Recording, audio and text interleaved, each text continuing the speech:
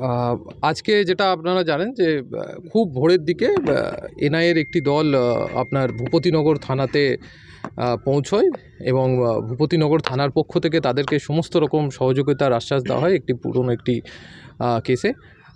কিন্তু দেখা যায় যে আগে থেকে তাদের আরও কয়েকটি দল ভূপতিনগরের বিভিন্ন জায়গায় ছিল।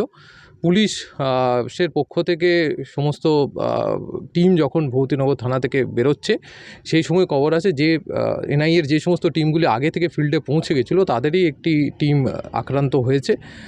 সেখানে পুলিশ পৌঁছবার আগেই তারা সেখান থেকে যাকে ডিটেন করাচ্ছিল একজনকে নিয়ে বেরিয়ে আসতে পারে। এই ঘটনায় একটি গাড়িতে ভাঙচুর হয়েছে এবং একজন মাইনর ইনজুরি হয়েছে যেটা আমাদের কাছে খবর আছে। একটি নির্দিষ্ট মামলা রুজু করে তদন্ত করা হচ্ছে।